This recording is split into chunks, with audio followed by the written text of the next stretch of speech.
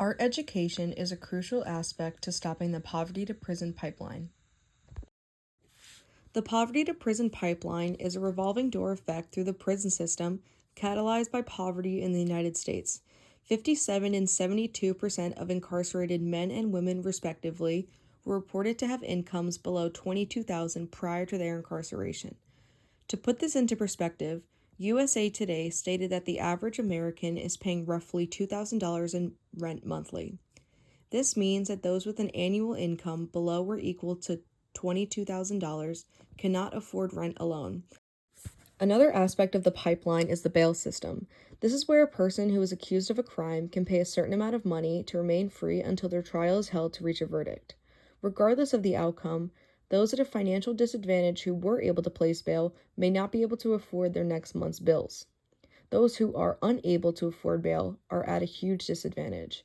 If you are unable to place bail, regardless of whether or not you are innocent of the crime, you will face jail time. During this time, the person is then unable to go to work, which then leaves them at risk of losing their jobs and puts them into an even deeper financial hole.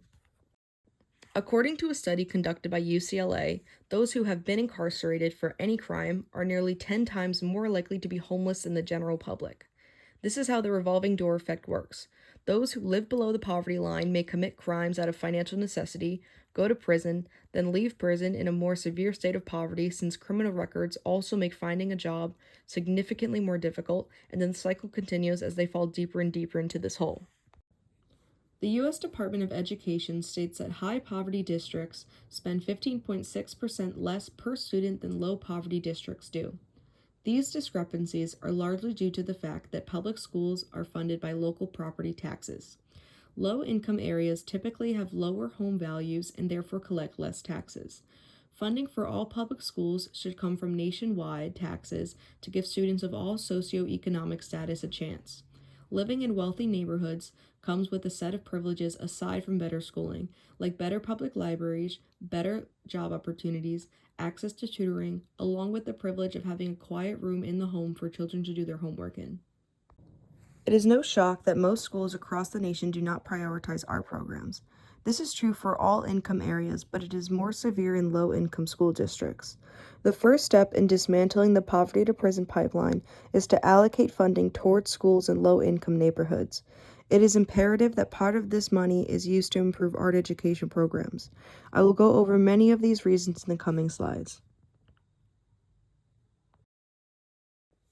In March of 2012, the National Endowment for the Arts conducted a study called The Arts and Achievement in At-Risk Youth to find the impact of art among children of low socioeconomic status. They found that middle school students with regular art engagement had higher test scores in both science and writing than their peers.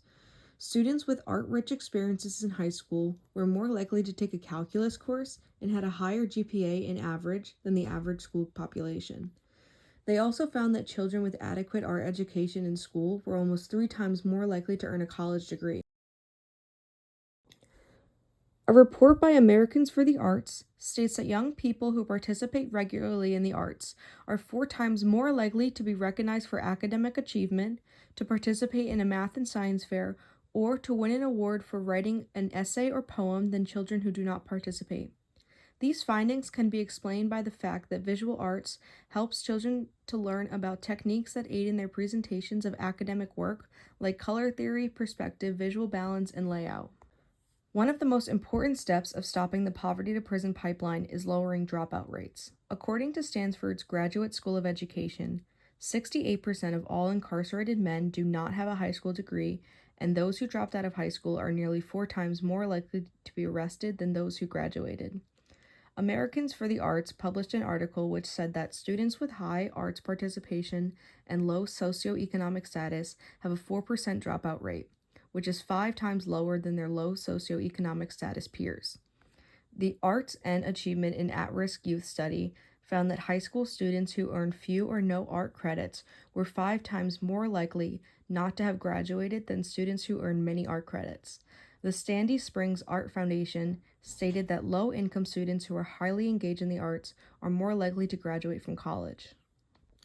According to Virginia's Infant and Toddler Specialist Network, participating in art can help young children learn about cooperation, collaboration, empathy, and emotional regulation. The National Endowment for the Arts conducted a study that found that toddlers who were involved in an ample art education program showed improvements in regulating both positive and negative emotions. The American Psychological Association found that drawing can be used as a reliable emotional regulation technique with children. Many children with behavioral health issues are simply lacking the skills to emotionally regulate themselves. The National Library of Medicine explains that deficits in emotional regulation have recently been implicated in the development of disruptive behavior disorders.